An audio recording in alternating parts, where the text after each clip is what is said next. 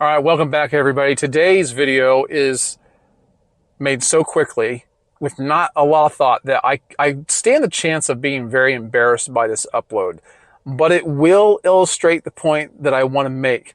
I want to talk about indecision, irresolution. So this goes out to all of my fellow vacillators and comrades in hesitancy, because I know what it's like to be plagued by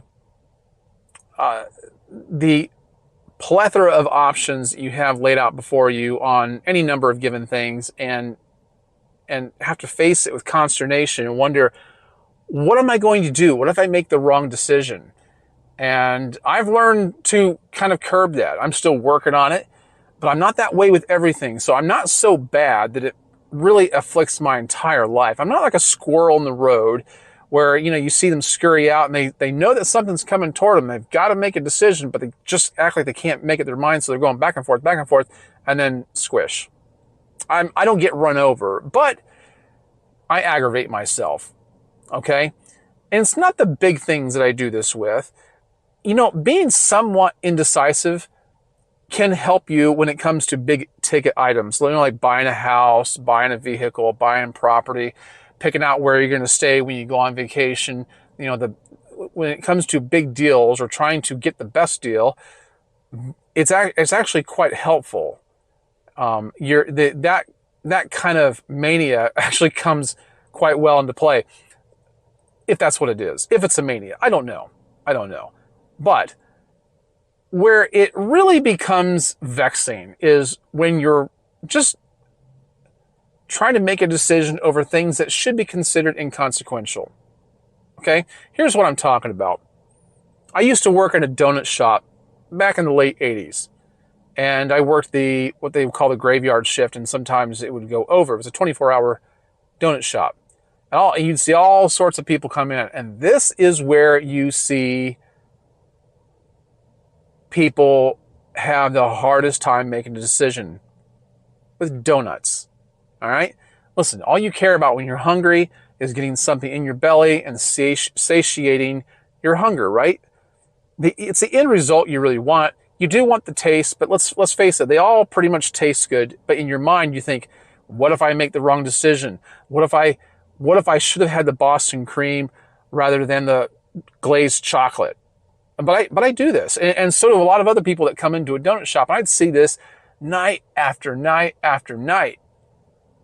And yeah, working behind the counter, you get kind of aggravated about it because you got people waiting behind you. You kind of hold everybody else up, and that's what being indecisive. If you're manic about it, that's what being indecisive does. It not just only holds you up; it holds other people up around you. Now we're talking about a donut shop here, but really we're also talking about everything else, because it doesn't just happen in one place. It certainly doesn't happen in a vacuum. The reason I'm making this video is because I read a quote shortly before I left my house. I'm going to donate plasma here in a few minutes, but I read a quote, and it's by a man named Owen Feltham. He was a 17th century writer. He said, "Irresolution is a worse vice than rashness. He that shoots best may sometimes miss the mark, but he that shoots not at all can never hit it. Irresolution loses all the joints of a state. Like an ague, it shakes not this nor that limb, but all the body is at once in a fit. The irresolute man is lifted from one place to another, so hatches nothing, but addles all his actions." Okay, listen, this is kind of airy words, right? Kind of highfalutin terminology here. Not really, but none of us really talk that way.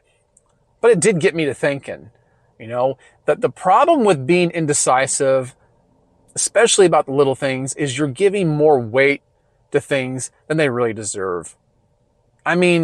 Really. You're thinking that the consequences for making a wrong decision will leave you up at night.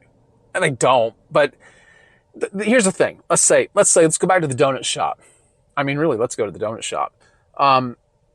So you pick one, you deliberated, you spent way longer than you should have, you finally settle on one, and then while you're eating it, you're thinking to yourself, did I make the right decision? Would the other one have been better? And this is a problem with indecision. It's too much thought. And some people might say, well, it's a result of perfectionism. It's a symptom of perfectionism. I don't know. I don't know if it is or not. I don't think so necessarily. It might be part of it, but it could be. But it can keep you enjoying anything, even once you've made a decision. So people that are watching this, that have absolutely no problem with this, are probably scratching their heads going, I don't get it. Like, I don't have this problem. Why are you suffering from this? I'm not really suffering, but some people are. And it is just irritating. So I get that some people would not understand. But the best way to overcome it is just to make a quick decision. I know you were probably waiting for something much more deep, weren't you? But there isn't anything to it. You just make up your mind that when you are presented with one option over another, that you're going to make a decision quickly. You're going to give yourself no more than 10 seconds to do it. Okay? No more than 10 seconds to do it. And I think if you make a conscious effort, set limits on how long it's going to take you, it'll make a difference. It will, because it has for me. And I just know that things are not as worthy of our time and attention as what we give them when we're indecisive. So here's a little experiment you could do. Go to the donut shop. And you might say, well, my husband or wife knows that I'm on a diet. Well, you tell them I gave you permission. Okay? You're doing this in the name of personal growth. I don't mean growing out. I mean growing up on the inside. So you tell them I gave you permission. But go to the donut shop, if that's what you like, and just point. I go, I want that one. You can't. I would use Blockbuster as an example, because you know how many hours I used to spend in Blockbuster? Well, heck, I do that with Netflix now. Maybe that would have been a good example. But yeah, I used to spend so much time on those things. The best thing to do is go in there and just pick up one. Well, you can't go into a Blockbuster anymore, but just, you know what I do with Netflix actually sometimes? I spend way too much time surfing for a good movie to watch. I'll close my eyes and I'll hold down the button and I'll just let it go for like 10 seconds, stop, and I'll click on the one that it landed on. I've seen some pretty good stuff. I've also seen some terrible things. But I saw things that I would have never seen if I had taken longer, and I'm kind of glad I did. But that's what happens when you make decisions like that, when you make them quick. It just is what it is. And, it also feels kind of good to just act. Which is why I made this video as quick as I did. See, ever since I started trying to make videos Monday through Friday over the last 2 or 3 weeks, it's forced me to come up with something every day. The way I would usually do it is I'd have an idea. I've always got lots of ideas, but I'm indecisive about when to execute them, because did I do enough homework? Do I know exactly what to say? Are people going to like it? Instead of just pulling the trigger. So this video today is just me pulling the trigger. No notes. I'm on the fly. Would I recommend it to everybody? I don't know. I'm not making that decision right now because I don't have to.